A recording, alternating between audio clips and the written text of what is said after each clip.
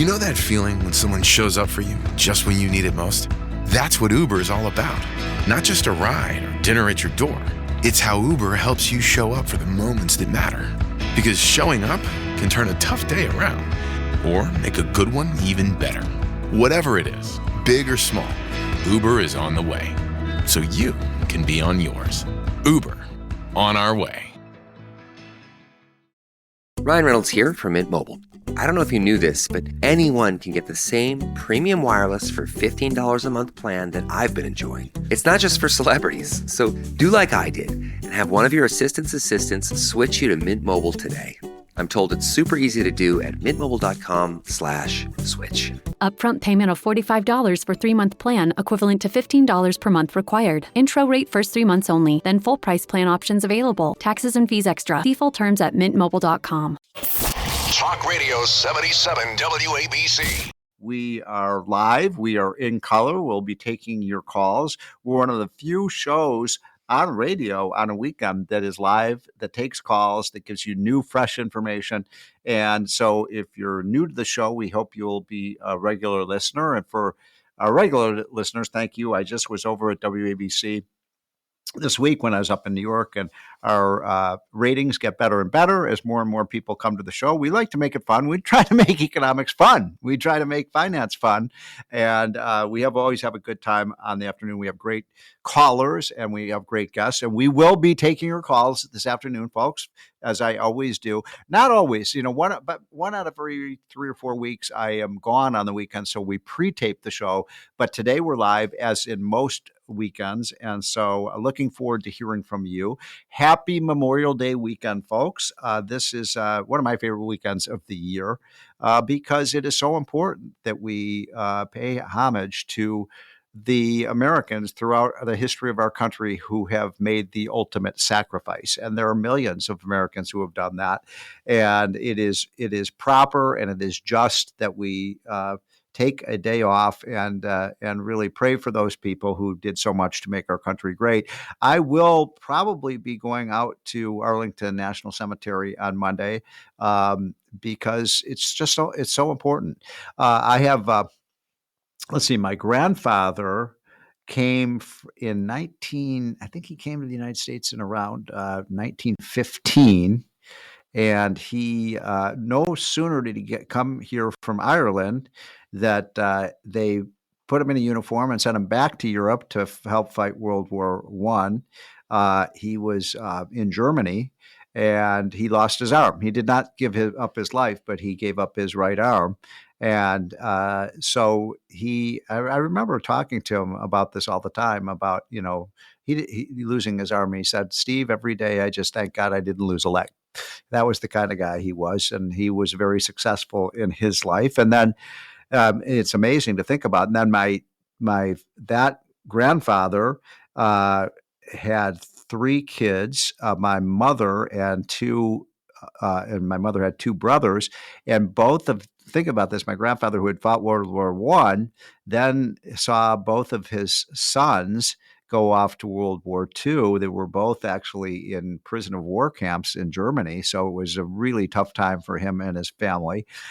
So talk about a family that made a lot of sacrifices. Now, thank God none of them died, but they did make, and by the way, one of my who was my uncle, he has parted, but he was never the same when he came back, because when you're in one of those, prisoner war camps, it affects you greatly. So, we all make great sacrifices for this country, and especially the people who wear the uniform. We just need to give them thanks for making our country free. And so this is a great holiday. It's a beautiful day, by the way, all across the East Coast. A little chilly. I live in Washington, D.C., and I was out this morning playing tennis. It was chilly. It was breezy, but it was nice and sunny. And so I always say this every week. If you want to stay healthy, get outside, get some sunlight, get some fresh air, feel the breeze, and get the exercise of being outside. So, but listen to the show, listen to the radio show. Don't turn off the radio. And so we got a lot to talk about on the economy today. I've got several things I want to bring up. Oh, incidentally, before I leave the subject of Memorial Day. I will take your calls in the second hour. So we're on from 1 to 3 Eastern time. And so this first hour, we're packed with really outstanding guests that you'll love to hear from, including John McLaughlin, one of the top pollsters in the country, and others. And we're going to talk about kind of the political economic scene. And then in the second hour, mostly I'll be taking your calls. So the subject I want to talk about really is your reflections on Memorial Day. And I know our audience tends to be older, although we have a lot of young people listen, but, especially for the folks who are older, who maybe, do you remember World War II? Do you remember the Vietnam War? Did you serve yourself? If you did, we'd love to hear from you and hear your stories of how you helped make America great, because you did. And so I want to hear the reflections from Americans around the country about what you think about Memorial Day. I think our young people don't even know what Memorial Day is, and that's sad. So we should really make this a more important. We should educate our young people about the great sacrifices that our forefathers have made to make this country free and prosperous. But in the meantime, some good news to report, as all of you know, because you follow this stuff closely, because I always say I have the smartest audience in all of radio. We passed the big, beautiful bill out of the House of Representatives. That's good news. That was a high hurdle to get over. I think Speaker Mike Johnson, did an amazing job getting this thing through. So I really want to tip my hat to him. Great job by the whole leadership team. And it's not easy. Now, do I love everything in this bill? No, I do not. And by the way, if you want to call in our second hour and tell me what you like and don't like about the tax bill, I'd love to hear your views on that as well. What I like about it is it basically makes the entire Trump tax cut that we passed in 2017. And most of you know the story that Larry Kudlow and I met with Donald Trump in early 2016 in his office there on Fifth Avenue and the 67th floor, and spent about an hour and a half with him. And we hammered out in that meeting on a little pad. We put, okay, well, here's the elements that we want for a better tax code.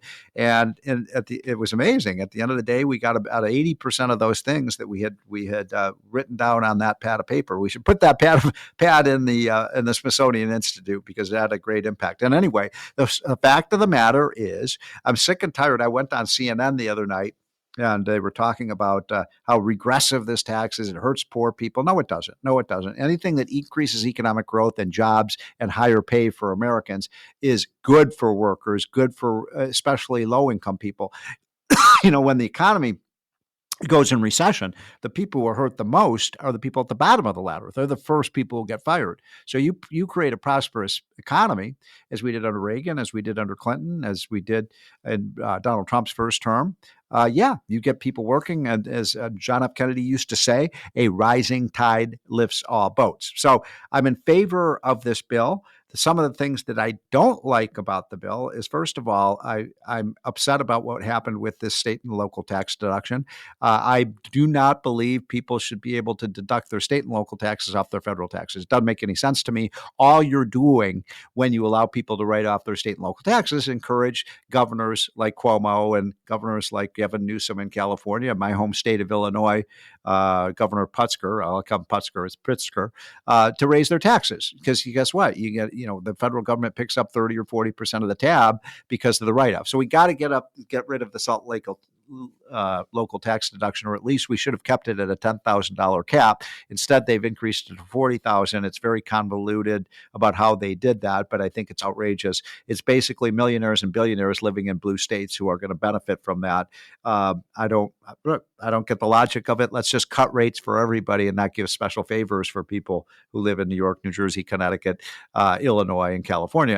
And by the way, I live in Maryland, which is, and I live in Montgomery County, Maryland, which is the eighth highest tax county in the country.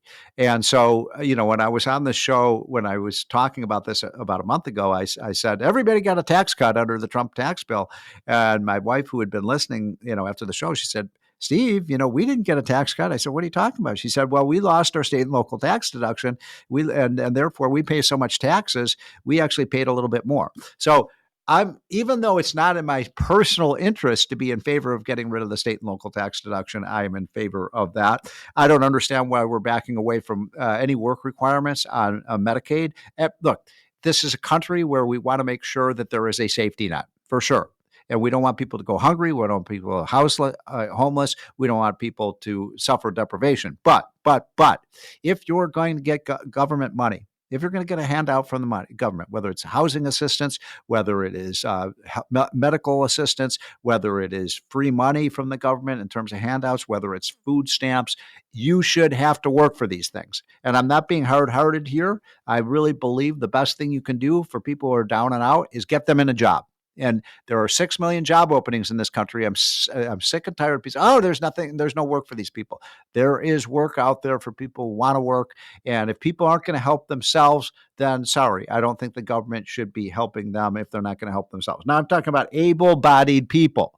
I'm talking about people, and I'm not talking about people who are disabled or in wheelchairs or have some kind of, disability that prevents them from working. I'm talking about people who should be working. So let's have those work requirements. We found out in the Clinton era, Bill Clinton, who I recall was a Democrat, and Newt Gingrich, they agreed on work requirements for welfare. And guess what? We cut the welfare caseloads in half, and we found that about 70% of the people on welfare, lo and behold, guess what? When we said you got to be working, guess what? They found jobs. So let's do that again. Work for welfare is a good policy for America.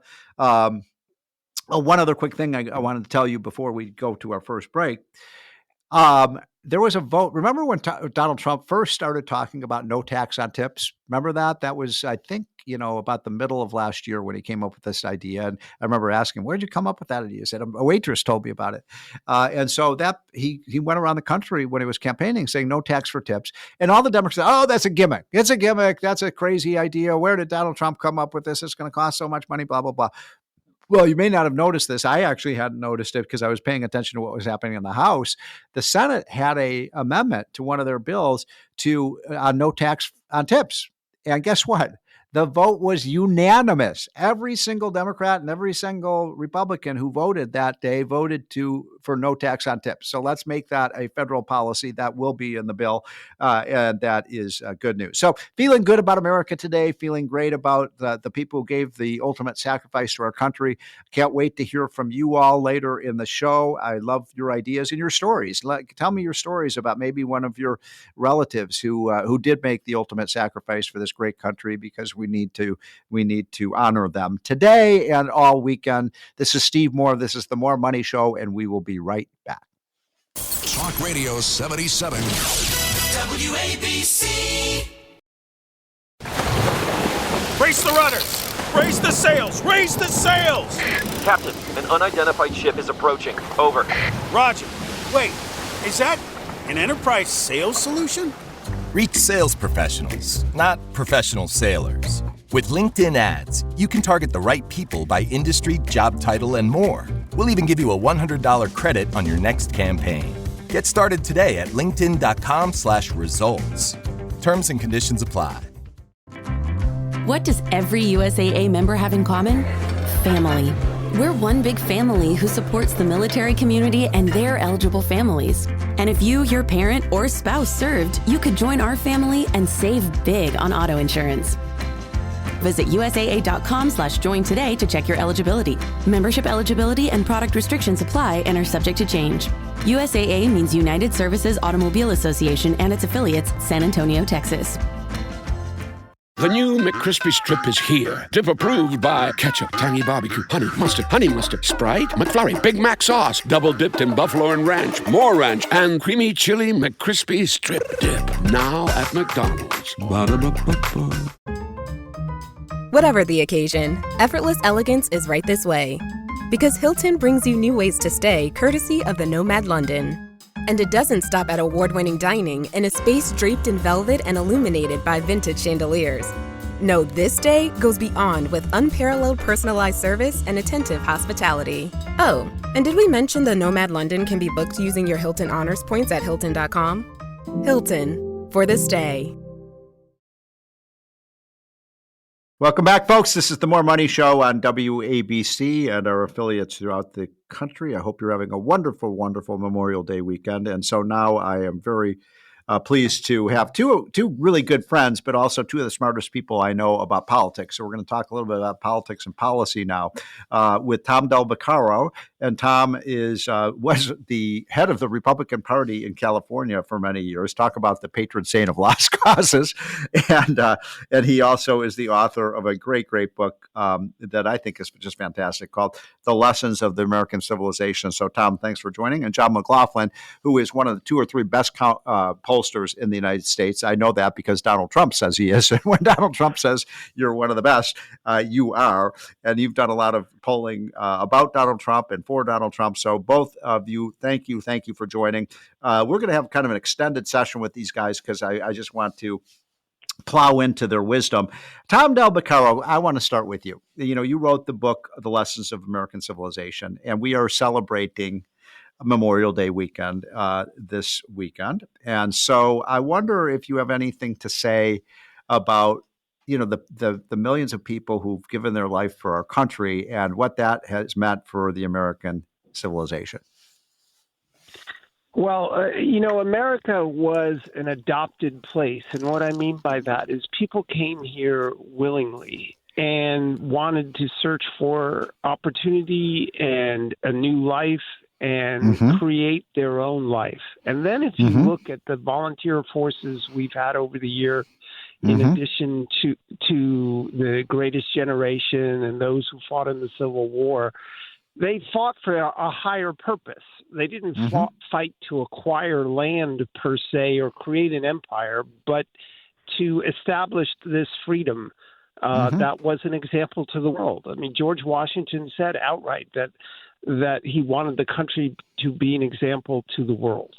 And so that is the American founding. And on a day like today, right, and also in the fall on Veterans Day, remembering those who wanted to preserve freedom, which is the very essence of the American experiment, is just it's a wonderful thing for us to do because, as you know, freedom isn't free. It's so very well put. I was saying earlier on the show that my grandfather fought in World War I. My 2 uncles and my father fought in World War II. None of them died, thank God, but my 2 uncles were in German prisoner of war camps, so they certainly gave a lot for this country. John, before we get into politics, any thoughts about Memorial Day? I watched President Trump's speech at West Point earlier today, and that was great because I had Uncle Dave, who we laid to rest a year ago.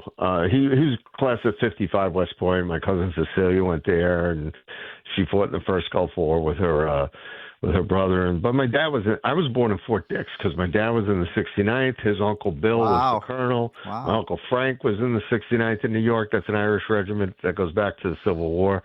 And, fortunately, I didn't have to serve, but there's a lot of family. In fact, I got a son-in-law getting ready to serve in the National Guard where he'll be deployed. So, but you remember all these people that lost people, the Gold Star mothers, the Gold Star families, and Trump has never forgotten them. I mean, President Trump is, he's like, you can tell he doesn't want to send people into battle unless he has to. He doesn't want to have a war unless he has to. He's trying to negotiate with Iran right now. He's trying to end the Ukraine-Russian war.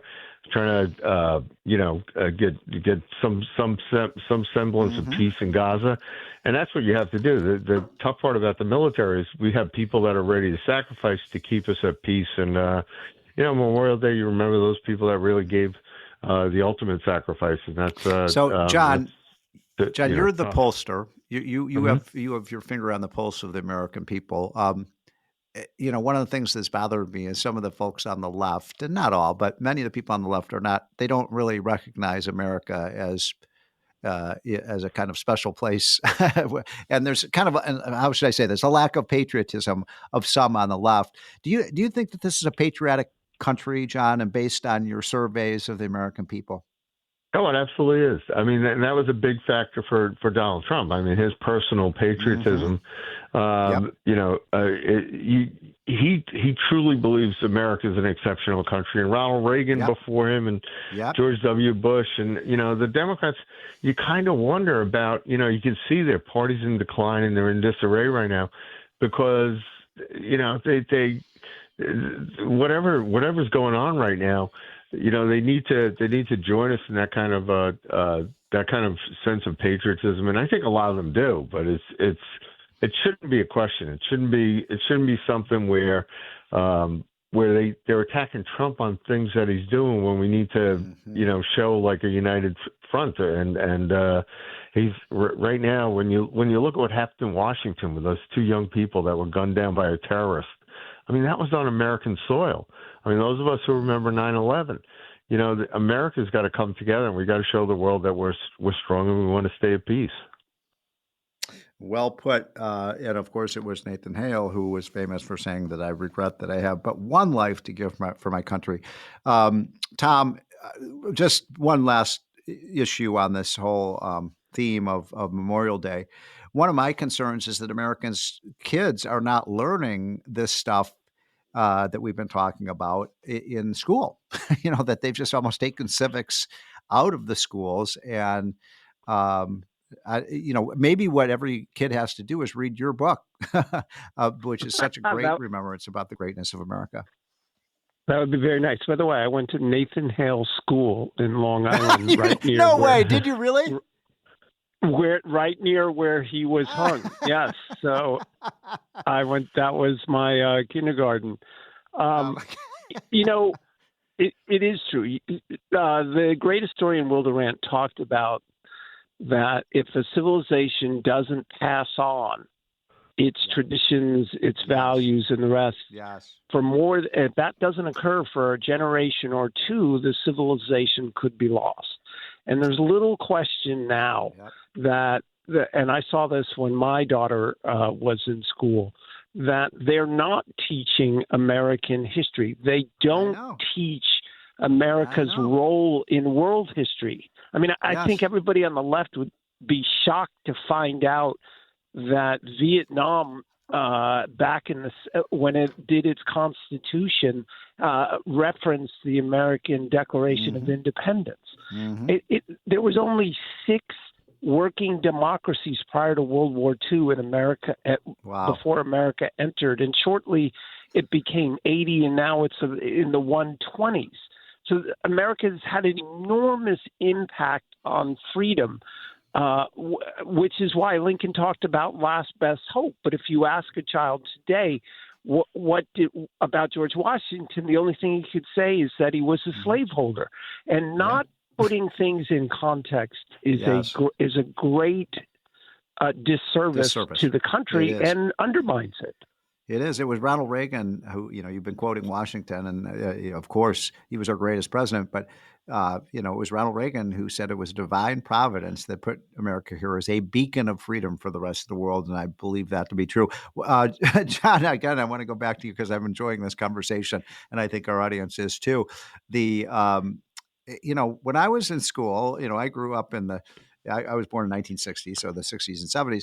They taught us U.S. history. When my kids were in school, they're teaching them social studies. I don't even know what social studies is, John.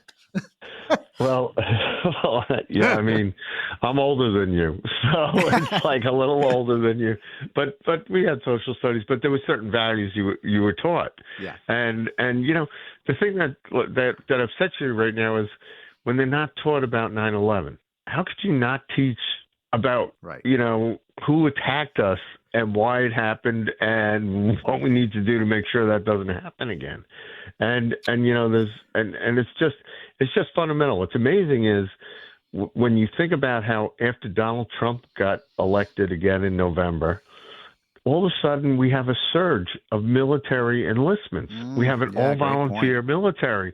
And they've got a surge of this. So it's out there in the heartland of America. People want to feel proud about our country. They want to feel about our shared values for, the freedoms we enjoy, and they want to make sure that we're safe from our enemies. And there's lots of young men and women who are willing to sacrifice, but they want to know that that the leader is going to back them up and that that you won't have something where you're taking, American lives and putting them at risk. Like the day Donald Trump went ahead in the polls against Joe Biden was in September of 2021. After inflation got triggered by the Inflation Reduction Act, plus he surrendered Afghanistan. Because the one thing an American president is not supposed to do is to surrender to terrorists. And that caused, 13 brave American men and women died that day. Yeah. And hundreds of others that had worked with us in Afghanistan. So, we got to remember that on days like today.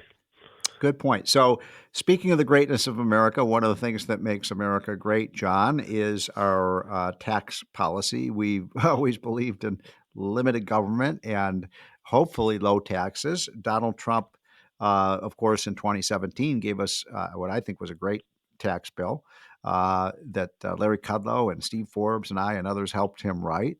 And how big was it? We're going to have to take a break in a minute, but before we get to that break, how significant is what happened in the House, John? And is this something the American people support? Oh, absolutely, they support it. We took a survey in February for the Chamber of Commerce where they support making the Trump tax cuts permanent, 64-20. But what's more important, we just wait. Hold on.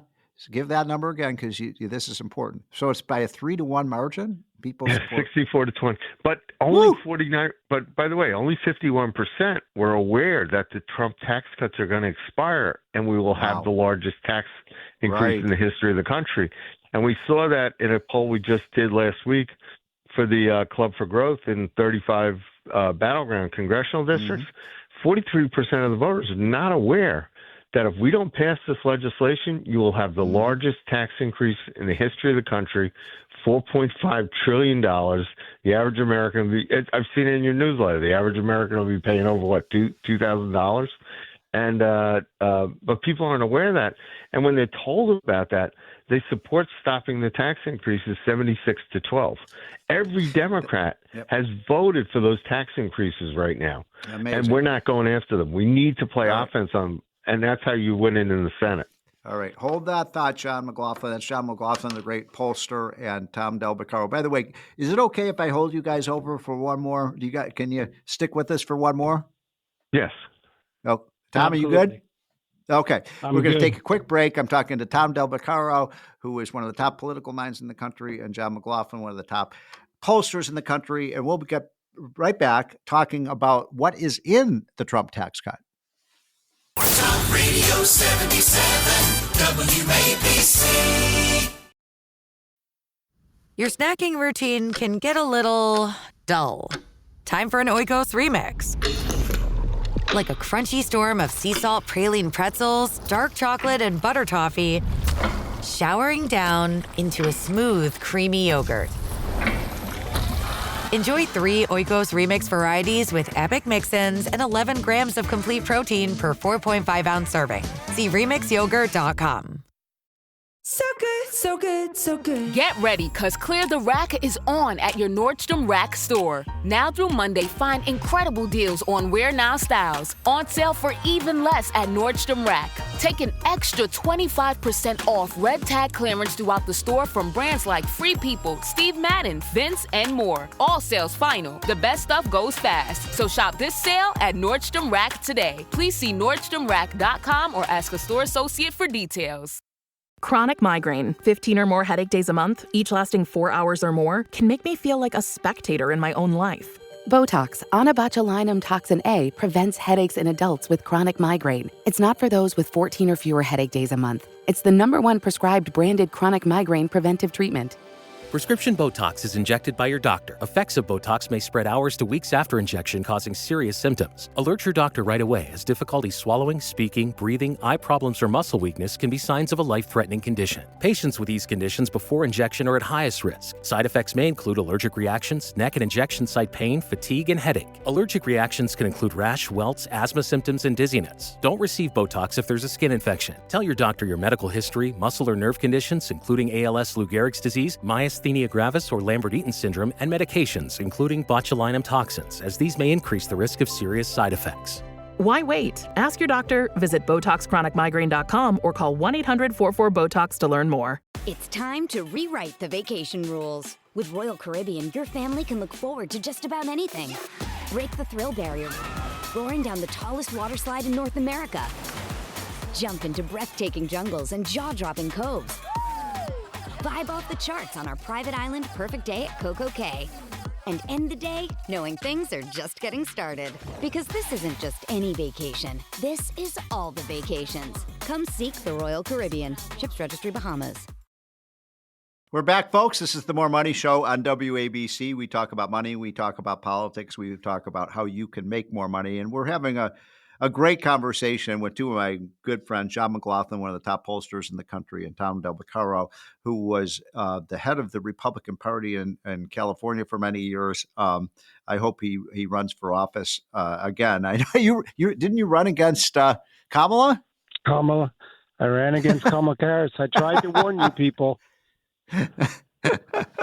So we are celebrating today, by the way, Nathan Hale, who is, of course, the great patriot who said, and I will quote, "I only regret that I have but one life to lose for my country." What a patriotic statement that was. And is it really true, Tom, that you went to Nathan Hale Junior High?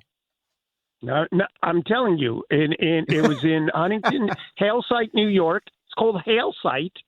And I went and visited it, I think a year ago, but it was closed down, and now it's some sort of apartment or condo building. I was greatly disappointed, but it's it's in Hale Site, New York. But let's get to this tax bill.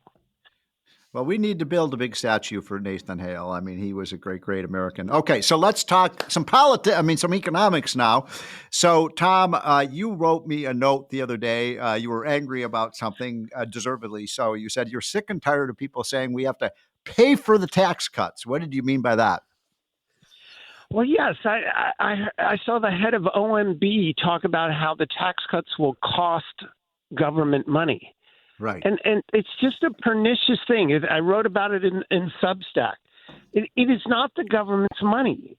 It's our money. And whenever we're taxed, it costs us. The thief is never taxed when it takes your money, and the government isn't taxed. And so, but what's important here is the psychology of that statement that the left uses all the time, that the tax cut is costing government. What does it mean by that? They want you to have a working assumption that this belongs to government. And this isn't actually very new. You know where it started? The first president to say that we can't afford the tax cut was Eisenhower when the top rate was at 92%. Right. He said we can now afford this reduction. No. And what's important here and what's important about this bill, we, as the great Scott Besson says, and I think he'll be the best public servant in the last 50 years, what he said is we need to privatize the economy. And the only way you can do that is limit the government burden, which this tax bill will do. It will limit the percentage taken away from people so that the private sector can thrive. Why is that necessary? Because the larger the private sector, the more freedom. The smaller the private sector, the more you're dependent on government, the lower the standard of living, and the less freedom you have. Yeah, well, look, we know that from history. I mean, as Larry Kudlow has pointed out in his great book, JFK and the Reagan Revolution, every time we've cut tax rates in this country, that was true in the 1920s under Calvin Coolidge, true in the 60s under JFK, true in the 80s under Reagan, and actually true in 2017 under Donald J. Trump. So my question for you, John McLaughlin, do the American people understand that? Do they instinctively understand that lowering taxes is good for the economy? Yes, we're all supply siders now because I love it. No, because back in 2016 in the spring, Trump announced in 2015 and he was saying he was going to run on trade and immigration.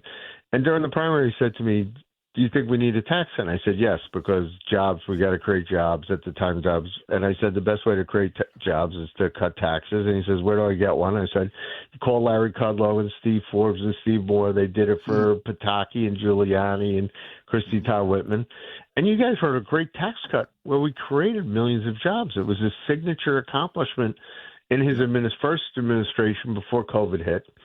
And then this time around, the Trump 2.0, I mean, people, when you ask them if they're in favor of no tax on tips, it's like 71 to 21. They support it. By the way, can I just interrupt you for 1 second Yes. on that, John? Because I said this earlier on the show, but I want to repeat it because you brought it up. And this was kind of a vote in the Senate that didn't get much publicity. It was an amendment on one of the bills to have no tax on tips. And did you know, John, that passed unanimously? I remember when Trump first started talking about this, the Democrats laughed at him and said, this is a crazy idea. This could never work. And every Democrat voted for no tax on tips. No, because they're getting their polls back. And it was right. Jackie Rosen from Nevada proposed that, who's a Democrat, because she knows that the workers in Nevada would, she just got reelected barely, but she's doing inoculation. By the way, if we play offense against the Democrats in the Senate, because the no tax on overtime, they support that 66 to 25. And you want to talk about savings. In our last national poll, if you stop illegal immigrants from getting Medicaid, it's supported by 2/3 of Americans, 64-25.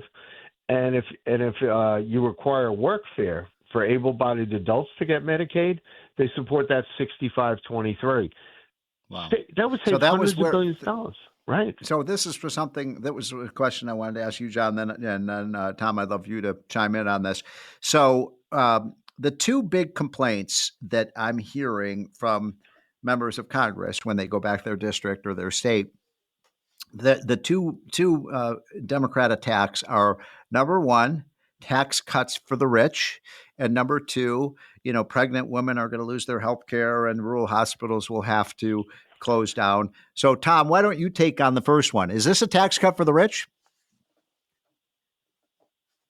Well, as you well know, the lowest tax bracket was reduced from 12 to 10.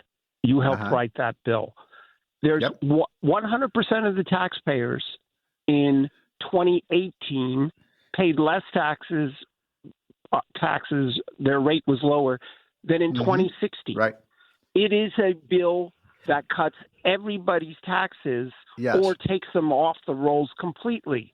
Beyond that, of course, the most important thing in history for anybody who is trying to climb the ladder of economics is economic growth above 3%.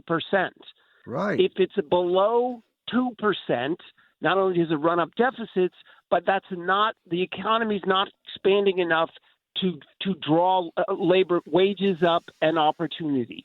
And so the more money we keep in the private sector, the better the middle class and those less fortunate do. The stagnant economy of the Eurozone, which for the last 30 years has had total economic growth about 0.5%, and youth unemployment in Spain in 2013 hit 55%, is because there's no expanding economy. That's the most important thing. Great point. So, by the way, folks, this is the More Money Show on WABC, and that was Tom Del Beccaro, who's a political mind extraordinaire, and John McLaughlin, of course, is one of the top pollsters in the country. So, John McLaughlin, is the attack that this is a tax cut for the rich, is that working for the Democrats? No, because people suspect their taxes are going to go up. When you tell them that their taxes will increase, when you tell them that Trump tax cuts will lapse, and it's going to, and we fought this out in the 7 battleground states last year in the campaign when Harris said she was for cutting taxes, but she wanted to, get rid of the Trump tax cuts. Well, that meant and again, we take the facts from your letters, your newsletters. 91% of all Americans would pay more taxes.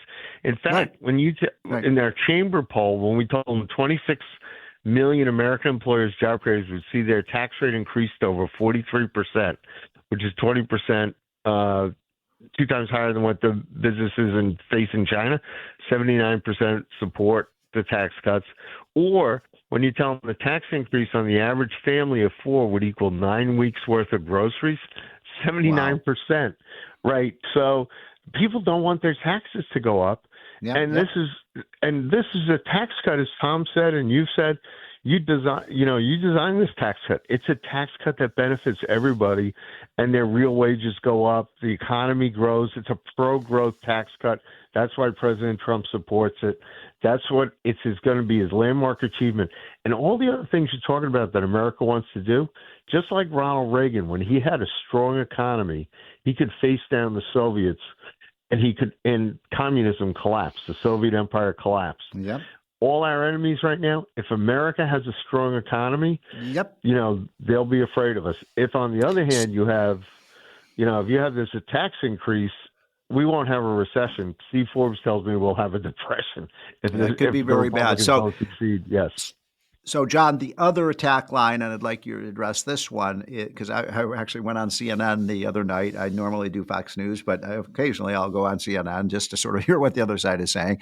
And, it was an hour-long program. And they attacked me the entire hour. It was all about Republicans are taking away your Medicaid, and, we're going to shut down hospitals across the country. And I thought, well, we're not really doing that. All this bill really does is basically say, if you're not eligible under the rules of Medicaid, you don't get it. And most of the people there are a lot of people who are violating those rules, but many of them are illegal immigrants. And look, I'm pro-immigrant, but we can't have illegal immigrants coming to the country, I don't think, and then getting free health care on the taxpayer's dime. What does the public think about this issue? Well, I read you the national numbers, and that was for our national April survey. But in the 35 battleground districts, 2/3 of the voters, 68 to 23, support a federal law that stops states from giving taxpayer money to Medicaid benefits to illegal immigrants. Yeah, well, we're doing that now. We are doing that now, John. Yeah, that's in the bill. But the interesting part is the work requirement in the battleground districts, 79 to 16, they support requiring able-bodied adults to work or attend school. By the way, isn't it immoral for that people and Americans who are working, who can't afford their own food, their rent, their utilities, their health care, why are they paying for the health care of people that choose not to work? It makes no sense. It makes no sense. Hey, we're running out of time. And by the way, I'm going to pay you guys overtime because I promised you to only keep you on for about 15 minutes. And we've been doing a good half hour because it's been a fascinating conversation. So back to you, Tom Del Beccaro. You hail from the great state of California, or should I say the once great state of California. The governor there, Gavin Newsom, wants everybody to be forced to buy an electric vehicle. How's that going over? It's not, but I want to say really quick, the biggest threat to Medicaid, Social Security, and Medicare is weak economic growth that doesn't employ enough people to bring in the revenues for those programs. Mm-hmm. California is a disaster because there's so many regulations, including this EV thing, that it's lost almost 200,000 private sector jobs in the last 2 years. And so they're getting tired of Newsom. That's why he's pivoting away. His approval ratings in the 40s. He's not fighting for what matters to everyday people's lives, which is where the Democrat Party is. They're fighting these battles over Princeton and Harvard, but that isn't what's important to people's lives, and that's why Trump's a success, because that's his brand. So you know Gavin Newsom very well because you've been in politics in California for a long time, and I want to ask this question of both of you because it is a serious question.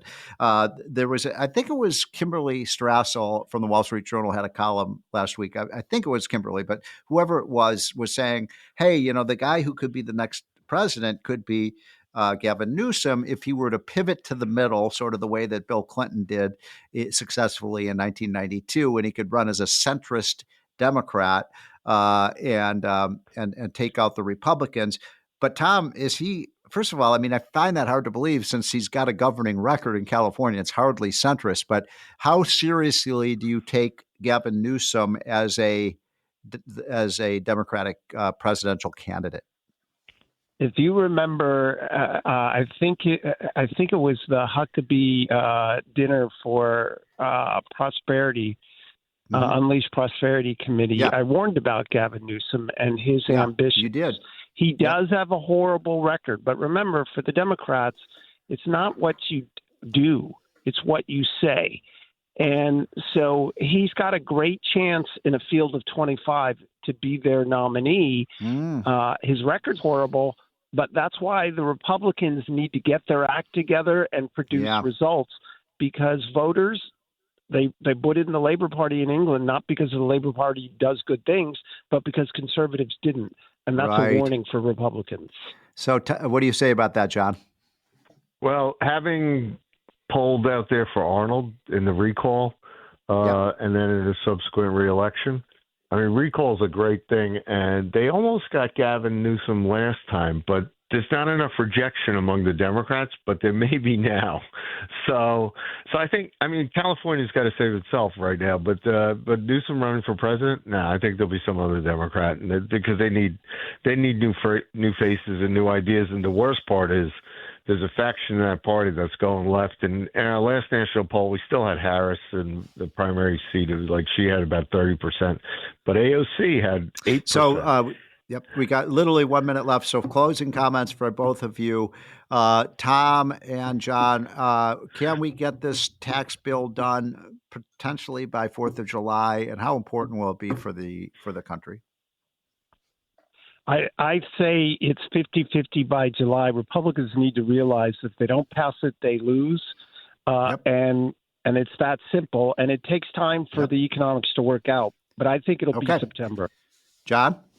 It's critical we get it done before July. I mean, this is in 2002, we had a growing economy after 9/11. But George W. Bush had a tax cut, and we picked up 2 Senate seats and 8 House seats. You got if it. we don't have a growing economy, it won't look good in the midterms. We need it Well done, John McLaughlin. Well done, Tom Del Beccaro. This is the More Money Show. We'll be right back. Talk Radio 77 WABC. Hey, it's Ryan Payne and Bob Payne from Payne Capital Management, coming to you every week on the More Money Show, talking about the stock market, the economy, your retirement. And Bob, man, oh man, there is not a dull moment on the street of dreams these days, right? One tweet, markets can go way up or they can go way down, depending on if we have tariffs. One day we have deals. One day we don't have deals again. It's been pretty crazy out there. And of course, the markets have been more volatile than normal, I would say. Well, Ryan, I want to give kudos to all the listeners who are out there, because based on all the research that I read, the average normal investor, people like you and I, have stayed the course and taken advantage of these dips, where the professionals have been sitting on the sidelines, twiddling their thumbs, worried about the uncertainty that's coming from Washington right now.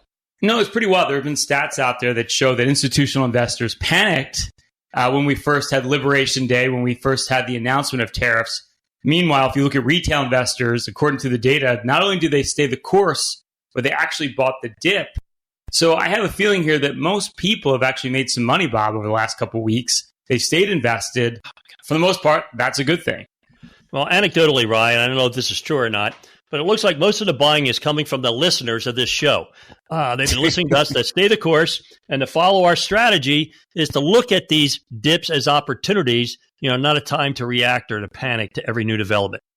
Bob, you're probably giving us way more credit than we deserve, but I will say we have stayed bullish here. We've stayed optimistic. Really critical is to stay the course through a lot of this volatility. But I think the problem is when markets are doing really well, or maybe your portfolio is up a lot over the last couple of years, because let's face it, we have been in a big booming bull market. Maybe we've had a couple hiccups along the way, but markets have gone a lot higher. People's net worth has gone up a lot. But I think the problem is when you're making money, you stop paying attention to the details. And I think we're seeing a lot of that right now. Yeah, you don't want to leave a lot of money on the table, Ryan. And we just, one of our listeners just came in and sat down with us, and it turned out their internal cost of their portfolio was in excess of $110,000 a year. That's more than a lot of people make in a year, right? Yeah, that's incredible. But I think what happens is, especially when you're getting close to retirement, is the risk parameters come off, right? And I think that's what we're seeing right now. Everything's great when you're in a big booming bull market and everything's going up. But as we know about, these times don't last. And unfortunately, when they go the other way, there's no warning sign, right? There's no bell that gets rung to let you know that, hey, it's time to get more conservative. And I think right now that's probably one of the bigger issues we're seeing when people are building their portfolios for retirement. I think you're talking about my fellow baby boomers, Ryan. Most of the retirees in this country are baby boomers. And you know what? I've been doing this for 50 years. Never in my career have I seen where it's a good idea for a retiree to have an aggressive portfolio, as aggressive as they had when they were in their 20s and 30s? Well, that's what happens, right? A lot of it just becomes a drift in your portfolio. Maybe you had 50, 60% in the stock market, but now the market's up a lot over the last couple of years. Now maybe you have 70% in the stock market. You don't even know it. You don't know the risk that you have. And maybe your portfolio is concentrated in all those hot stocks, those Magnificent Seven stocks, whether it's NVIDIA, Microsoft, Amazon, Google, etc. Well, it's all great when it's going up. But as you and I know, Bob, trees don't go to the sky. And at some point, you will have a massive sell-off or correction. And when that happens, a lot of us are going to be in a bad position. Well, as I've learned over the years, it's more about psychology than it is about finance. And if you're an aggressive investor, you feel very comfortable until your portfolio tanks 30%. Then you might think, well, maybe Mike Tyson had it right. Everyone has a plan until they get punched in the face. And that's the problem, right? Is we don't know when the next downturn is going to happen. And that's why when it comes to investing and building your portfolio for retirement, you have to be proactive, not reactive. You can't wait. And when things are going really well, that's the time to be proactive. And nobody wants to be because they see their portfolio going up and up and up. Well, my favorite Bobism is time passes and markets operate. And neither cares how you think or how you feel. So, you're going to have this uncertainty about the future. And the only way to combat uncertainty, Rye, is to be a well-diversified portfolio. Now, that's an overused term, but you've got to be diversified in this environment. Yeah, and there's only a couple things that you can really control. Let's face it, we can't control the stock market. We can't predict it. My crystal ball broke like 25 years ago when I got in the business, unfortunately. I can't tell you what's going to happen next. But we know, number one, you can control the risk. You need to understand what's your downside risk. Most of us don't know what that is. Number two, you need to understand the fees on your portfolio, and a lot of them are hidden. And if you have high costs, like I just did an analysis for a client, and we figured that they were paying almost $100,000 in fees they didn't know about. That's $2 million over the next 20 years that we could cut out by just running a lower cost strategy. And thirdly, Bob, it's income, right? Most portfolios aren't generating enough consistent income, which is much more reliable than the ups and downs of the market.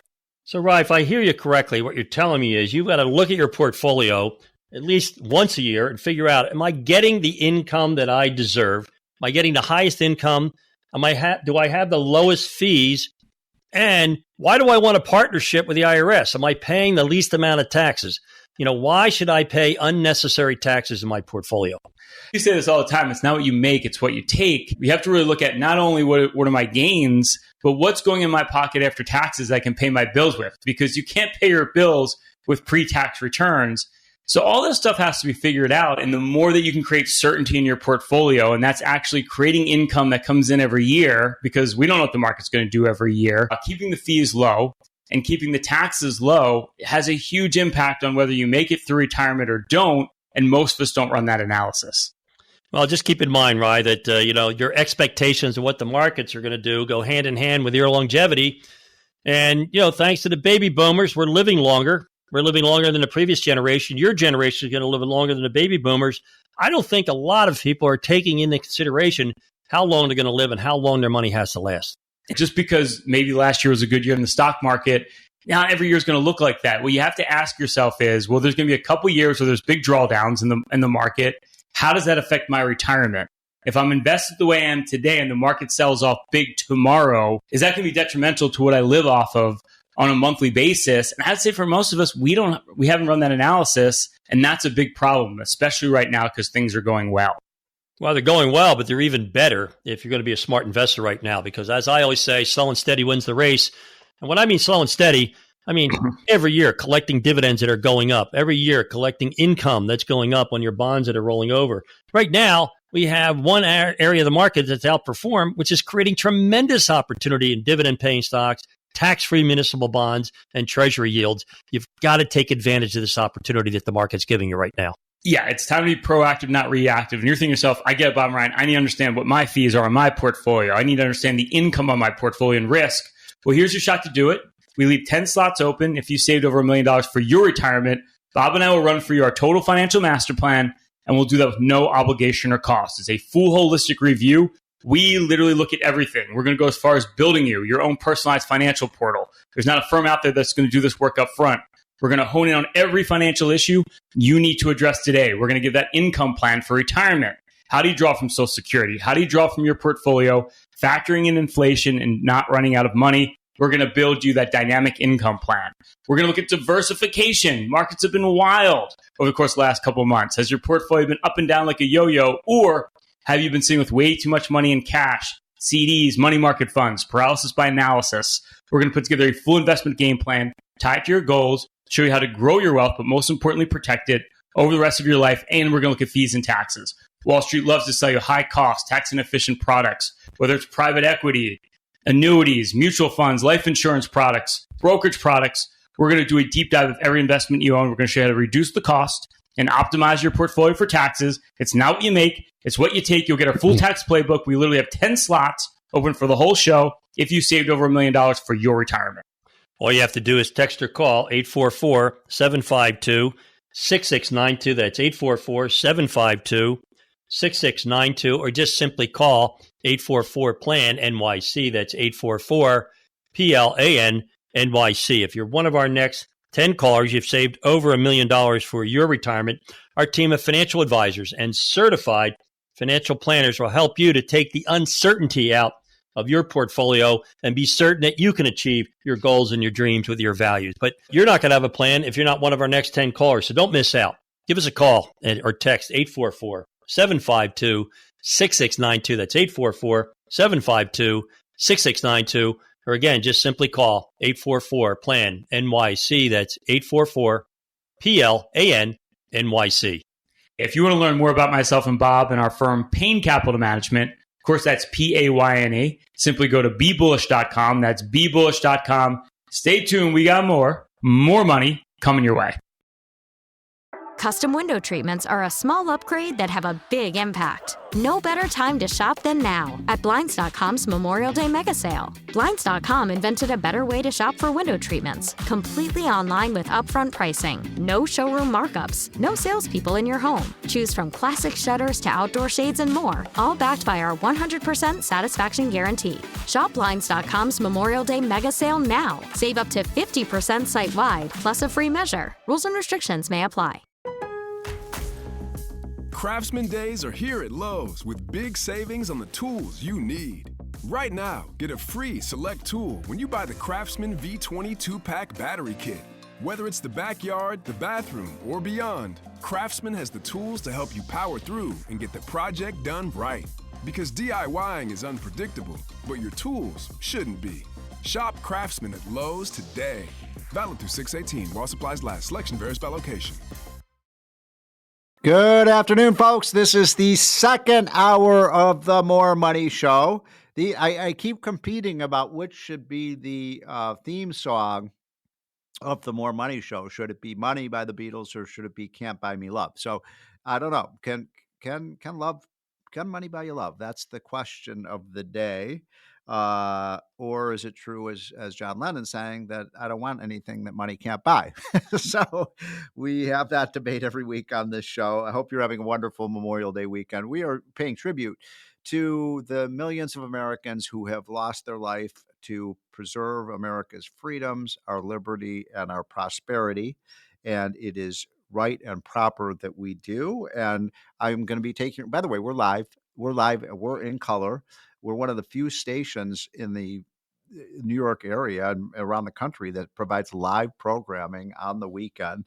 And I'm so honored to be able to follow the great Larry Kudlow, who's on this station from 10 to 1, and I come on from 1 to 3. 5 hours, by the way, of talking about the economy, about finances, about politics. We also have a lot of fun on this show, too. And one of the things I want to take your calls on later in the show, and I've preserved a good amount of time today so I could take your calls, so we could talk about Memorial Day, talk about the people, maybe your relatives or others who have paid the ultimate price for our country. We're celebrating Nathaniel Hale today, who of course is famous for saying, my only regret is that I have but one life to give for my country. And what a great theme that is for this weekend. So much to talk about. So I will be taking your calls. You can call in about the tax bill, too, because we've been talking a lot about that. But I'd love to just, if you have any kind of patriotic remembrances of of any relatives you have or neighbors or friends who've done amazingly patriotic things for our country. I mean, there's nothing more patriotic than you could possibly do than give your life for your country. And so I mentioned earlier in the show that my father, three of my uncles fought in World War II. My grandfather fought in World War I.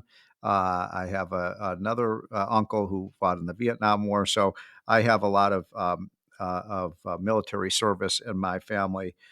Thank God none of them died, but I wouldn't be here, by the way. If my dad had died in World War II, he was in the Pacific, I wouldn't be here today. But I have always admired my father for many things, not least of which is that he served our country for 4 years during World War II.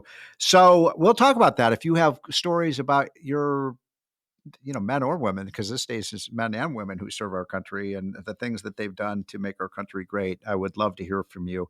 1-800-848-9222 is the call in. We'll take your calls probably in about 15 or 20 minutes because there's a couple of issues I want to talk to guests about before I get to your calls. But 1-800-848-9222. I love to hear from the ladies. Last week, we had a lot of ladies calling in. It was a thrill to hear so many women talking about the state of America. So I'd love to hear from the ladies. 1-800-848-9222 or 1-800-848-WABC. So I wanted to just spend a few minutes talking about some things that have gone on in the last week or so that are important. One is that a new report just came out on what states have created the most jobs and which states have created the least jobs since COVID. So going all the way back to 2000. So over a 5-year period, which states came out of COVID the strongest and remain strong in terms of job creation and which don't. So I'm going to give you the top 5 just because I think it's an interesting, and these are based on the official Bureau of Labor Statistics data on where the jobs are. And here are the top 5. Number 1, Idaho. Idaho has had the biggest job growth of any state. Idaho is a beautiful state, by the way. They're in the mountains of Idaho and so many wonderful places, Boise and so many other great areas of Idaho. And it's country out there. It's out in the west. And then second is its next door neighbor, Utah. By the way, Idaho and Utah have more Mormons than just about any other state. So something about the Mormons, they're getting it right. Utah was number 2 in job creation. Florida was number 3, not a surprise because Florida has really been so dynamic under their great governor, Ron DeSantis. And then you got South Carolina coming in number 4 and Texas coming in number 5 in terms of increases in jobs. So those are the states that are really doing it right, so to speak, and creating a lot of job opportunities for their residents. Now I will go over the bottom 5, and this is not a happy story. These are the loser states, the states that have got to get their policies right to attract employers and attract people who are going to create businesses. The state that has produced the least number of jobs in the last 5 years since the start of COVID is Hawaii. Now, Hawaii is there's no place on the planet that's more beautiful than Hawaii. Hawaii completely shut down their economy during COVID. They still haven't really recovered yet. And so Hawaii has had terrible, terrible political leadership, and therefore it is number 50 in job creation out of the 50 states. Number 49 is Vermont, and by the way, I know we have a lot of listeners from Vermont because people call in from Vermont on the show. Massachusetts is the 3rd worst. It's just too much of a liberal high tax haven. Number 4th worst is Louisiana, which is the one state in the South that has lagged behind because the South has become the dominant region of the country in terms of economic prosperity in the last 10 years. And then number 8, I skipped because we're in New York. So I wanted to let you know where New York stands on this survey. Number 8, 8th worst job record is New York. So let's get new leadership in these states. Let's get new leadership in Hawaii, Vermont, Massachusetts, and New York. New York, why not try a Republican governor? You've had a series of failed Democratic governors. Why not try a Republican? And I'm not a rah-rah Republican. I'm not one to tell you that Republicans are going to solve all your problems because they're not. But, my feeling is if you got a losing team, if you lost, if you've got a football team and you've got 5, 6, 7 years of a losing record, maybe it's time to get a new coach. And as the old saying goes, if you have a winning strategy, stick with it. And if you have a losing strategy, get a new strategy and get new leadership. And that's what's needed so desperately in both New York City and New York State. I love New York. I go there once every couple of weeks. I take that Acela train from D.C. to New York, and Manhattan is a wonderful place, and I love the people in New York. But I worry about the incompetent leadership, including your Governor Hochul right now. So that's what's going on in the States. I'm going to take just a quick break, and then I'll be back. I want to talk about the death tax. Do you think that America should tax people for dying? That's the question of the day. And I'm going to talk to one of the experts on this who's going to say, hell no, dying should not be a taxable event. And you should listen to what he has to say, because I do think this estate tax is very dangerous. I think it's un-American. And so we'll be right back, and we'll be talking about that on WABC. Talk Radio 77 WABC. We're back, folks. This is the More Money Show. Thank you so much for listening, having fun on this great Memorial Day weekend. A little chilly out, but I want to make sure everybody gets fresh air and sunshine and get out and get some exercise today.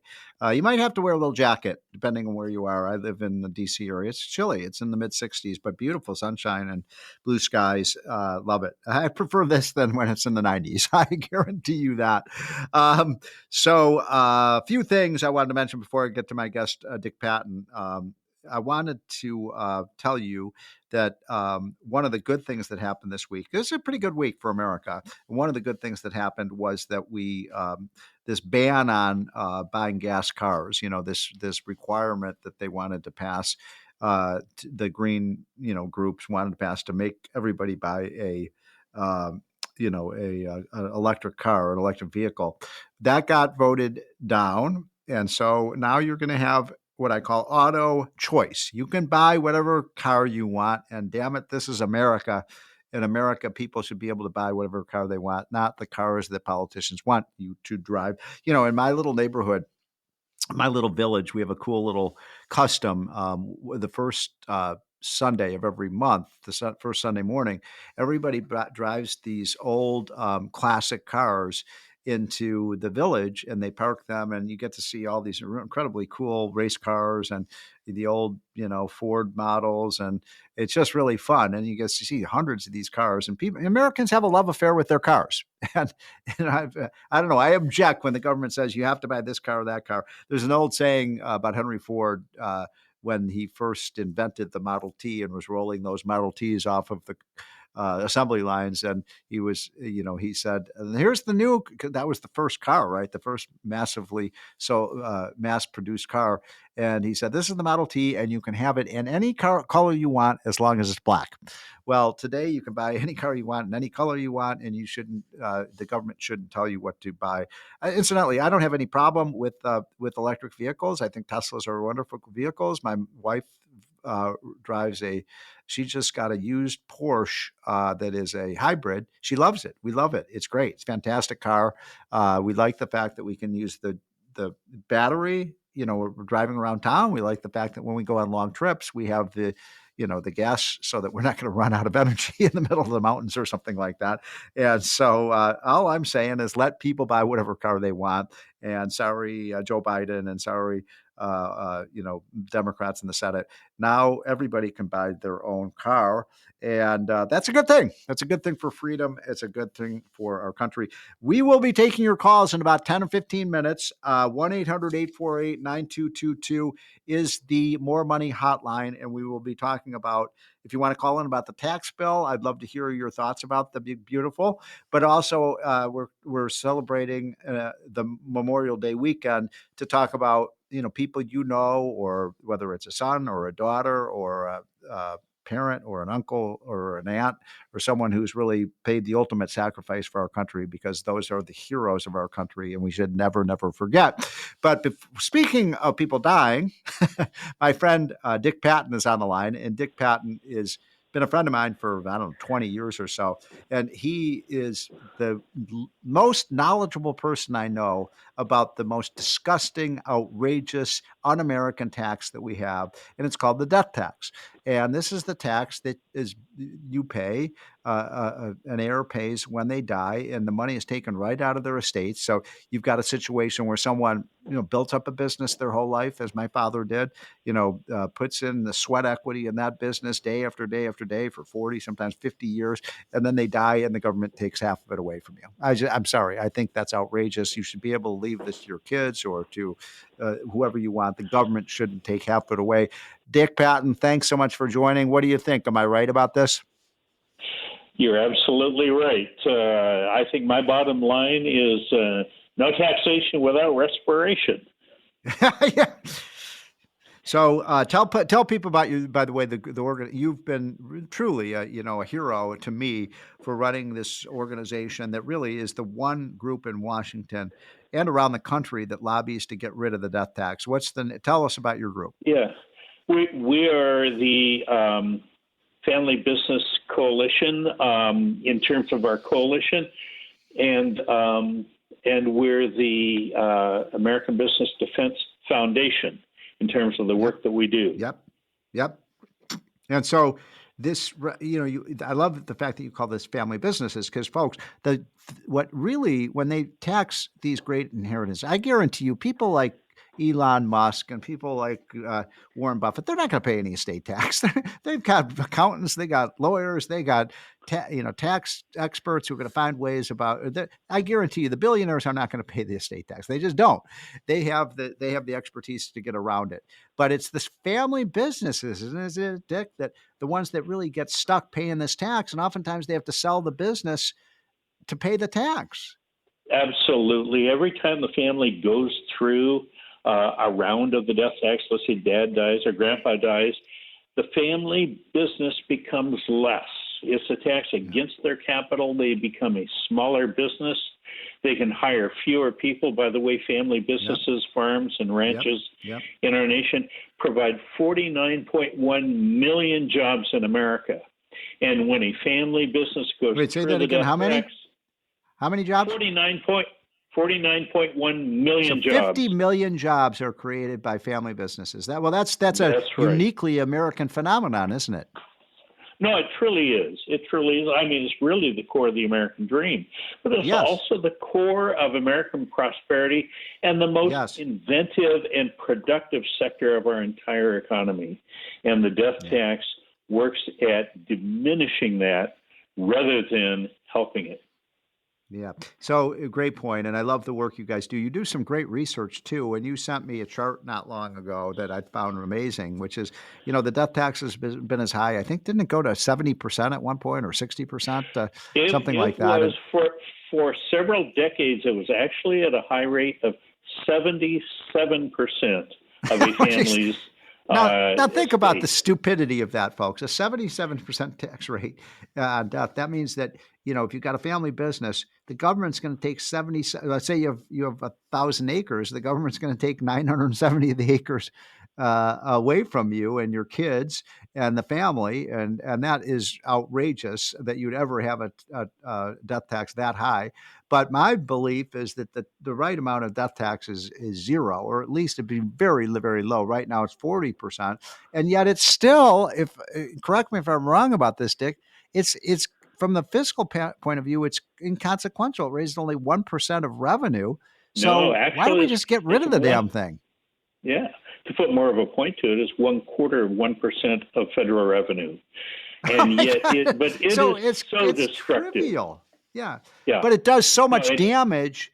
So here's the thing, Dick, and again, I'm just reciting stuff that you've taught me, but it makes common sense, and people out listening to the show, you probably know people that this would apply to. If you've got a family business and you, let's say you're 80 years old or 85 years old, you're getting up there, and maybe you have 8 or 10 years left to live, why would you continue to invest in the business if they're going to take it away from your family? Well, and that's exactly right. And so businesses stop growing, and who loses? the 49.1 million Americans who work for American family businesses and ranches and farms, and those jobs get carved away. That's the real loss. But, Steve, really, you look at this, we can talk about, the financial devastation, and it's real, and the destruction of jobs, and that's real. But what this really is in the actual core of this is property rights. And, the question is, do we really have property rights? Or are we merely tax-paying serfs that we pay taxes all of our lives, and when we die, our property goes to the Lord in the castle on the hill? I remember my very first death tax battle, and this is some years ago, is in Washington State. The guy who ran the Department of Inheritance and Gift Taxes, a guy named Clarence Borley, as we were debating, he came out, and here is one of his statements. He said, "Inheritance is not a natural right, but rather is a civil convenience granted by a benevolent government." Oh, geez. So the government, the government owns really everything. We look at what is wrong in America. We are ruled by bureaucrats, and some of them are elected and some of them are not, who think, no, this isn't a natural right. We'll give you the privilege of keeping some of what you gather because we're a benevolent government. No, damn it, we're America, and we have rights. We have property rights that are granted to us by God. Yep. And you build something and you own it, right? Remember when right. Barack Obama famously said, you didn't build that? Well, that was such an insult to small businessmen and women who do build great businesses and medium-sized businesses, small businesses. Sometimes those small businesses become big businesses. Well, they built it. That's right. And it is the government cannot take credit for that. We built that. By the way, one of the things, and Steve, you've been quoting me, I'm going to quote you, this economic study very recently published, new evidence on the business effects of the estate tax. But one of the things that you and Pavel show is that for every $1 of death tax revenue that is collected, there's $5 of future losses, of tax losses that occur because of the collateral damage the death tax does to family businesses. It's got to be the dumbest tax we have, folks. It really does. And I know people say, well, I don't want, the billionaire to pass on their money to their kids and da-da-da. A lot of people don't have a big appreciation for inherited wealth. But the point is that these businesses will never exist and they'll never grow if you can't pass it on from one generation to another. And we're not just talking about businesses, right? We're talking about farms, ranches, things like that have been maybe in the family for 3 or 4 generations. And then you have situations, you've told me this, Dick, you have situations where people literally, not figuratively, literally have to sell the farm to pay the taxes. No, that is absolutely correct. Or let's say grandpa dies, they have to decide, okay, how many sections of the farm, sections a mile by a mile, how many sections do we have to sell off to pay the death taxes this time? Let me give you another example. Kristi Noem. We all know who Kristi Noem is. She's head of the Secretary of Homeland Security. She's former governor of the state of South Dakota. She is a former congressman from South Dakota. She used to be the chief champion in the House of Representatives for killing the death tax. And the reason is her own story. When she was 22 years old and on the farm, their family farm, her father fell into the grain bin and it sucked him down and he literally died in a sea of grain. And so the federal government comes by to collect their death taxes. Kristi Noem had to drop out of college to take a job to help the family pay the death tax because her father died and literally drowned in a grain bin.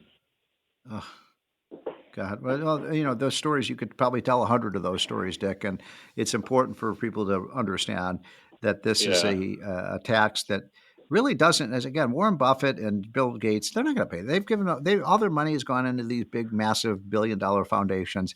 It really hurts the businessmen and women who started from scratch, built up a business. Maybe it became a $5 or $10 or $20 million business or $30 million. And then it's just sad that the government just says, "Oh, this is mine. We're going to take it from you." Outrageous. No, that's exactly right. Another point really beyond that, you talked about the foundations, and it really is tax-exempt foundations, how many of the billionaires will, they will sell their business, they liquidate, they put it all in tax-exempt foundation. But here's what happens. Not only do they dodge the death tax, they never pay a penny of taxes on all of that accumulated wealth for the rest of their lives. And once again, the death tax is chasing the wealth of America into a realm where, number one, it's not going to hire people, it is not going to be productive, and it's not going to pay taxes from this point forward forevermore. So totally Dick, we only have 1 minute left. I appreciate your coming in on a Saturday afternoon and educating us on this. So tell us, first of all, how people can find out more about getting involved in this issue. And also, tell us about the status of the death tax, because there was death tax relief in the Trump tax cut. What's going to happen with the death tax this year? But first, how do people contact you guys? Okay, the best way to contact us is our website, which is businessdefense.org. And on that, you will find the stories of families, the reality of what happened to them and their families in the death tax. You will see the current legislation in the House and the Senate, which, by the way, has an enormous number of co-sponsors. Really all of the details of this, including current press articles on the death, is all there. And by the way, if you want to contribute to helping to fund this cause, it does take financial investment. You'll have the opportunity to do that. So it's businessdefense.org. And your group is in favor of complete elimination of the death tax. Absolutely. My job is thank you, Dick. Death tax. Well, what you do is fantastic. I am so proud to work with you on this issue and proud of what you've done. You've been, the Paul Revere to warn people about how awful this tax is. And so keep it up, will you, my friend? And I hope you have a great Memorial Day weekend. We'll be right back, folks. We're going to take your calls. Call in if you want to talk about Memorial Day or you want to talk about the Trump tax cut. We'd love to hear from you, 1-800-848-9222. We'll take your calls when we come right back. Talk Radio 77 WABC. Welcome back, folks. This is the More Money Show on WABC. Now we get to my favorite part of doing this show when I take your calls, because we are live and in color, but one of the very, very few stations in the whole New York metropolitan area and even along the East Coast that is live. And so we love to take your calls, because I've always said I'm not the smartest radio talk show host, but I do have the smartest audience, and I learn a lot from listening to you and your comments. So let your voice be heard. This is Freedom of Speech Radio at WABC. I want to hear from liberals. I want to conservatives. I want to hear from Democrats, Republicans, men, women, kids, young people. If you want to call in, we love to hear from. We've had some teenagers call in to the show, so I love to hear from them as well. The question of the day, we're really talking about two things. One is Memorial Day. Do you have any wonderful stories to tell our audience about your family or people who've made the ultimate sacrifice for our great country? And also, what do you make of the Trump tax, the big, beautiful bill? Do you think it's big and beautiful? I think it could be improved. I think it's a good bill. I'm really proud of the House for getting it out, but I'd like to see improvements. And I'd love to hear what you all think about the issues like no tax on tips. Does that make sense to you? I like it. So let's get right to the callers. And let me just get the list out here of who we've got lined up. And just 1 second here, folks, because we've got a long list of people waiting to talk. So, Dolores, you are first. What have you got for us? Hello, can you hear me? Hello. Yes. Hello. You're on. You're on. Yes. I was reading an article in the Wall Street Journal a few weeks ago, and it was titled "My Father at the Battle of the Bulge," and my uncle was in the Battle of the Bulge. And this man who wrote this article said it was the most religious experience of his life. I couldn't quite hear you. Your uncle was what? My uncle was in the Battle of the Bulge. No way. Yes, he also survived Normandy Beach. Oh, what a patriot! And He came back very religious, and the article this man wrote said that when the American Air Force came to rescue them, it was the most religious experience of his life. And my uncle was one of 5 brothers, and the only one that went to Mass every week when he came back. Oh, my gosh. Well, what's the old saying that there's no atheists in the foxholes? Exactly, yes. Amazing. So when he came back, how was his state of mind? My father, this is my father's brother, he said you couldn't really tap him on the shoulder if he didn't know who he was. Right. But he became, his parents were immigrants from Italy, and he became an interpreter for Italian war criminals that were in Maryland. And he said they didn't want to go back to Italy. They wanted to stay in America. Yeah. It's amazing. It's a great story. But by the way, thank you so much for calling in and telling us about that, Dolores. I mean, it just reminded me, my own uncle, very similar. By the way, for people who don't know the Battle of the Bulge, that was almost literally the last. Wasn't that one of the last battles of World War II? I'm trying to remember my history here. You may know, Dolores. Air Force came on Christmas Eve. Oh my God. Christmas Eve, 1944. And they said it was a miracle because they were surrounded by Germans. Unbelievable. And so this was the last stand of the Germans as we were marching towards Berlin. And exactly. it was an amazing battle. We lost a lot of Americans in the Battle of the Bulge. And, But your wounded, story but he survived. Mm-hmm. Thank God. Yeah, no, your story reminds me of my uncle who was, in a German prisoner of war camp. And incidentally, the one thing that he always said was, thank God I wasn't at a Japanese prisoner of war camp, because the Japanese were truly horrific and inhumane. But still, I mean, being in a prisoner of war camp was not a happy experience. And he was never quite the same. And I know what you mean. Like, he would have these, and he was a wonderful man, and he served our country great, and I love my uncle. But sometimes he would just have these fits of rage.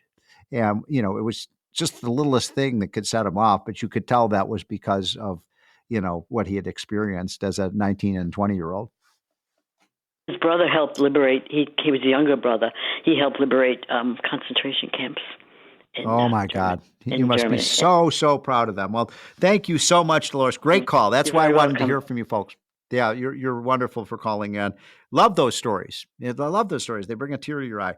Okay, let's hear from Pamela in New Jersey. Hi.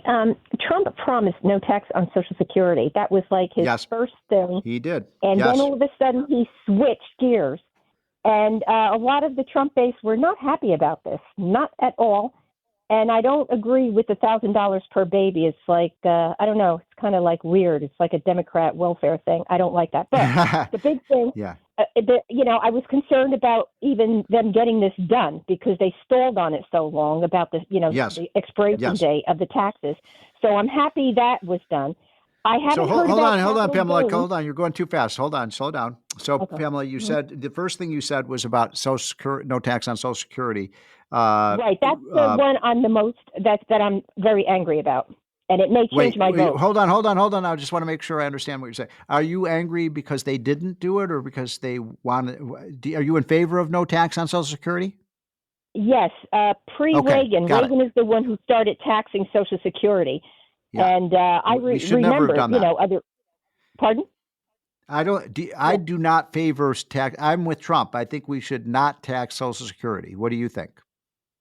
Absolutely, I agree on that because and you know what, we the older generation. And listen, I'm not being selfish. We're old. We're not going to live to see the results of the tariffs. That's going to take years and years and years. Mm-hmm. Mm-hmm.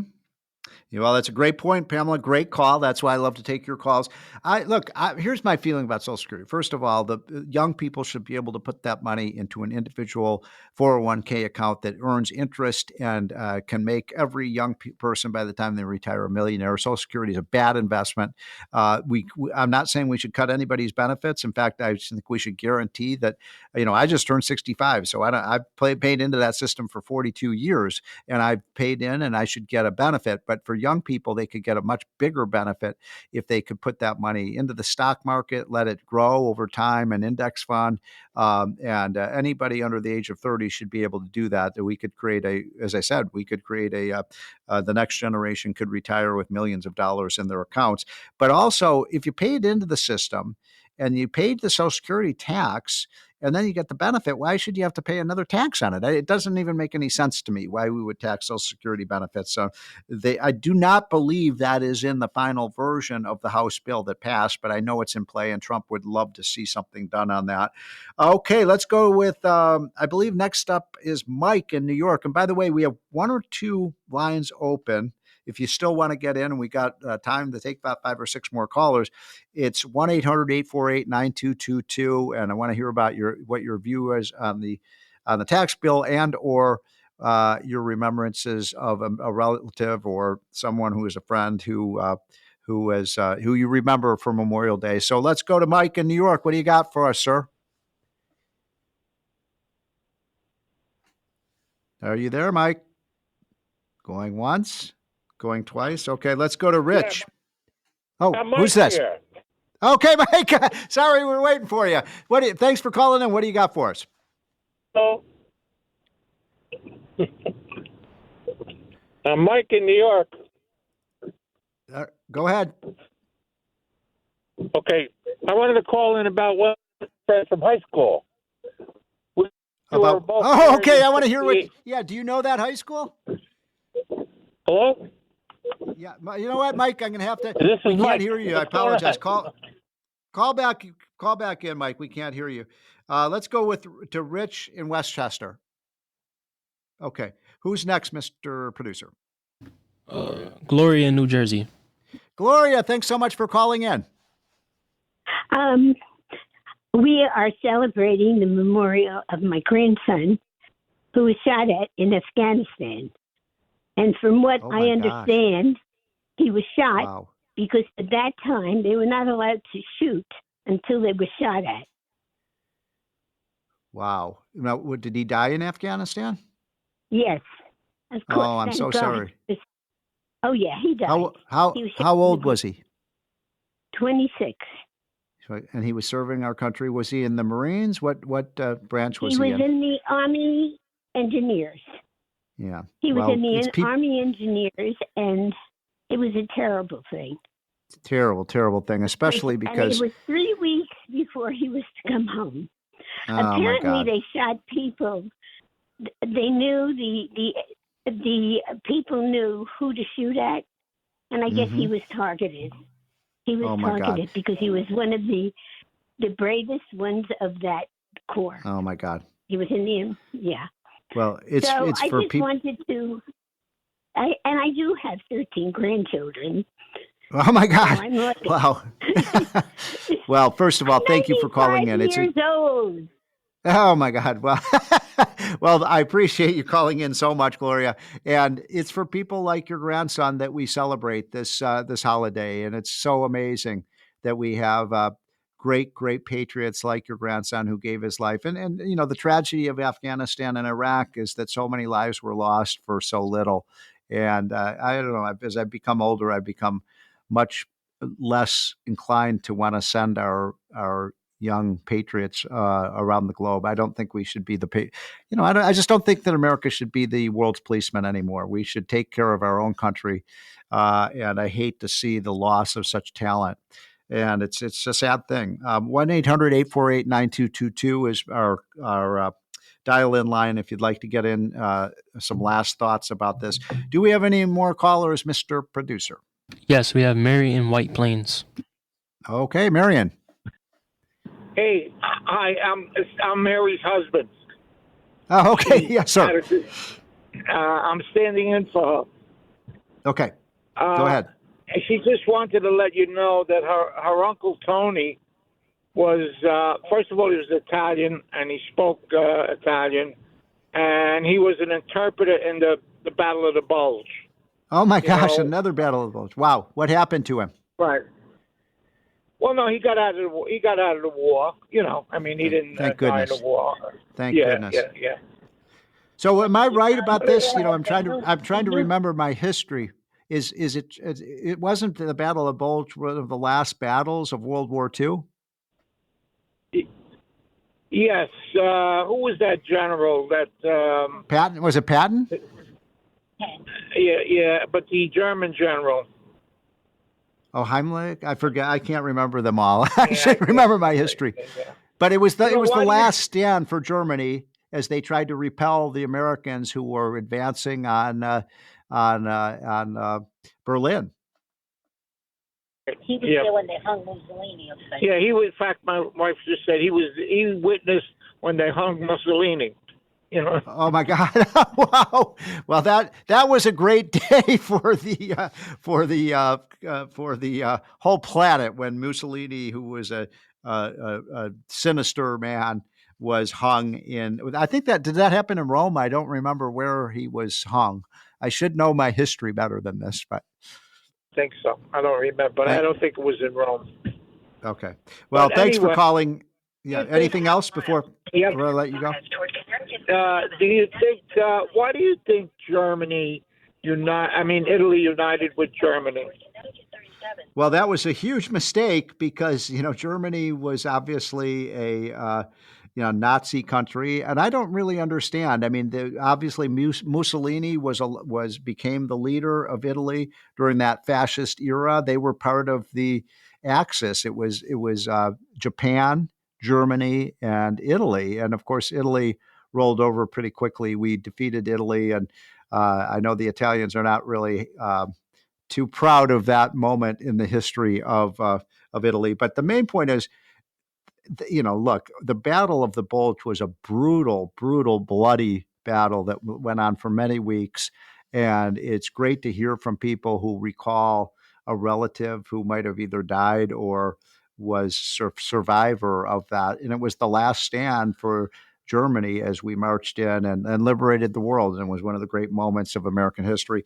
Well, folks, we've come to the end of the show. So happy to hear from so many people about their stories about Memorial Day. This has been a good week for America. Pro-life. It was a pro-growth, pro-American business, pro-worker, pro-American prosperity week. We're gonna get this tax bill done. We're going to get these trade deals done.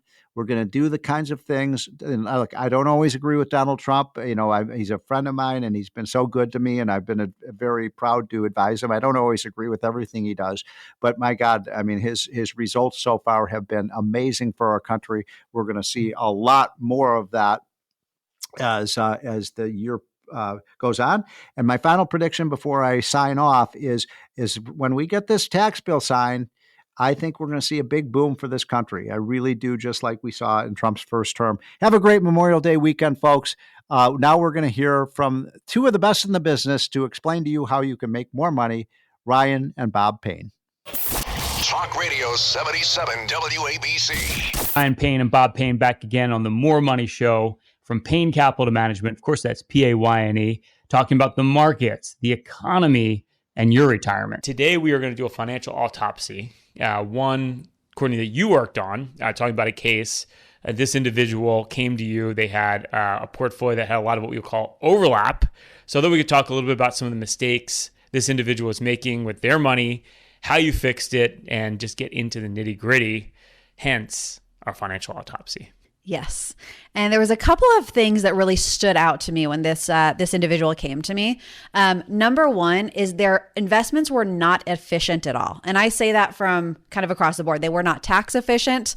They also had a lot of overlap. So if you actually look, we do what's called a stock intersection report, and their top holding was Apple. And I see this all the time, right? It's going to be Apple or Google. It's one of the big ones. They had 19 different funds that all owned Apple, and they owned Apple stock. That's 19 different funds. Yeah. And the best thing is all these funds have different names. So like, if this is my portfolio and I think I have 19 different funds, I think my feeling is, man, I got to be so diversified, right? Maybe I'm too diversified with 19 funds. And meanwhile, when you look under the hood, they all own the same stocks. Wait, are you telling me that there's a difference between the Vanguard S&P 500 fund and the BlackRock S&P 500 fund. It's just how you feel when you open your statement. And it's not even like that obvious. Like, it's not just like, oh, the Vanguard S&P, the BlackRock S&P.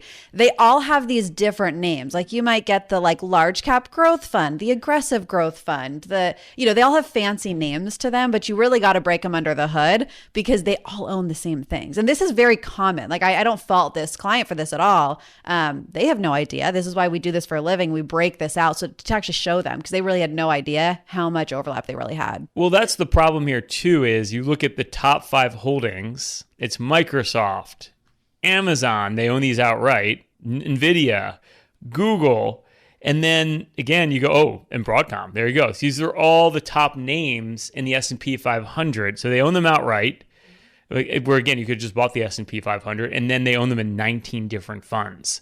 So it's like Bob likes to call it, it's the overlap of the overlap. Even worse, when the market sold off over the last couple of weeks, what got hit the hardest? Your Magnificent Seven stocks. And I think this is what most portfolios look like right now, right? It's like I have lots of funds, and hey, on top of it, maybe I'll buy a little Apple, I'll buy a little Amazon, and then in addition to that, they have like 20 different funds that all have the same names in there. And this is why you live by the sword, you die by the sword. And I think most people didn't even realize the risk that they had going into this volatility. And what's interesting too is they own a lot of these in mutual funds. And the problem with mutual funds is the underlying manager is going to trade stocks underneath that. And it's really out of your say. And so you can have a year where you're actually paying capital gains taxes because they are trading out of these funds, even though you didn't decide to sell anything. And these were all in taxable accounts. And we've seen this over time. Actually, 2022, this happened where the markets were down, but everyone had these large capital gains tax on their mutual funds because halfway through the year, the fund manager sold them. So whereas our clients right now, when things are down, you can do tax swaps, you can book losses, you might push off your gains if you have other income in a certain year. You don't have that say with these funds. So this is where if you're going to own them, at least on outright or an ETF where you don't have these tax issues, which they didn't realize was a problem in this case. Well, that's totally insult to injury. When you buy a fund and it goes straight down and then your tax bill and you owe tons of money for something, all you've done is lose money. I mean, it's just, what a horrible situation. I can't believe mutual funds still exist. No, that's the thing. Like, why would you ever own a mutual fund nowadays, especially with the exchange traded fund is a much better model. I get it, Bob. It's the early 90s. It's your only option, right? You're the star at your Merrill Lynch office with the corner office, and all you can buy are mutual funds. That's understandable, but now ETFs are that's the name of the game. And from a tax perspective, right, you don't have unexpected taxes, especially in a year when you lost money. That just sucks. Yeah, and Courtney, I'm curious. Did you present this to this person before the market really pulled back or after? After, yes. And what was their reaction to your findings? I think they had an idea because I think they were seeing the markets go down and they were seeing their accounts go down with them, which I think some people were expecting, right? They say, okay, I'm in the markets, I'm down, the markets are down. Whereas if you're well diversified, like we have our portfolio set up, most of our clients have been really surprised because they're saying, oh, the markets are down a ton. And then they look at their accounts, are like, oh, we're barely down, if at all. So I don't think they were surprised, but didn't realize how insulated they would be if they weren't just in these top holdings. It goes back to a lot of stuff we talk about on this podcast is that you could have a great company, but it's not a great stock. So, a lot of these Mag 7s are great companies. Nothing's really changed except the PE ratio that people are willing to pay for that growth has shrunk dramatically. Well, I think it's simple. It's just that simple, Bob. It's just about concentrated risk, right? The whole idea is when you have quote unquote diversification, very overused term. It's just like when the U.S. stock market's going down, there's something else in your portfolio going up. And to your point right now, like I wouldn't have guessed at the beginning of the year that international stocks would be Europe of all places would be the best place to be. But that's dramatically outperforming every other market in the world right now. And it's a great diversifier in your portfolio. Chris, how many prospective clients have we spoken to in the last 2 years? This is their portfolio, right? They're overweighted. And it's like, well, Chris, you're a traditional investment advisor. You don't get it. This is the new world. And then when you call them back, they go, well, I can't reposition now. I'm way down. I got to wait till I get even. Meanwhile, the market moves on, right? Time moves on. Markets operate. doesn't care how you feel, what you think, or they don't even care about your cost basis. And this is why most investors underperform. It's that simple. Yeah, well, it's like the scariest words I hear from clients is when they talk about their portfolios. You talk about the risk, especially being so concentrated in these areas. They say things like, I'm comfortable with that. And they're comfortable until the market goes down 25%. Yeah, exactly. Everything's is comfortable until all of a sudden, oh, wow, overnight your portfolio is down 20%. Because of some unexpected tariffs. The key to successful investing is buying low, right? And what do people do when things become volatile like they did over the last couple of weeks, right? They put their head in the sand, or they don't open their statement, or they don't answer the phone, or they call in panic. Where the fact of the matter is, it's the gifts from the gods, as you always say, right? It's an opportunity to buy low. Now, the problem with an illiquid investment, you have these gates that they set up where you can take maybe 5% out every quarter. So, all right. Hey, give me my 5% because I'm going to take advantage of the dip that happened in the market. And by the time you get your money, the market's already recovered. You lose that opportunity, to rebalance, to do tax swaps, to make your portfolio tax efficient. But more importantly, that's where you get the extra return, right? I always say your big returns come in bear markets. And bear markets were short-term corrections. If you don't take advantage of them, you snooze, you lose. If you saved over $1 million for your retirement, myself and Bob and our team at Payne Capital will run for you our total financial master plan, and we'll do that with no obligation or cost. It's a full holistic review. We literally look at everything. There's not a firm out there that will do this work up front. We go as far as building you your own personalized financial portal. We give you a bird's eye view of your entire financial life, and we'll hone in on every financial issue you need to address today, whether it's that income plan for retirement. How do you take Social Security? There's a lot of ways to take it, but one right way for you. How do you draw from your portfolio the most tax efficient way? We'll give you a full income plan, factor in inflation so you don't run out of money. We're going to look at diversification. Markets have been all over the place, up and down. Has your portfolio been extremely volatile? Or have you been sitting in cash? Paralysis by analysis, can't figure out what to do. We'll put together a full diversified investment game plan, show you how to grow your wealth, tie it to your goals, but most importantly, protect it over the rest of your life. And we're going to look at fees and taxes. Wall Street loves to sell you high cost, tax inefficient products, whether it's an annuity, mutual fund, insurance product, brokerage product. We're going to go through every investment you have, deep dive. We're going to show you how to reduce all the internal cost and optimize your portfolio for taxes.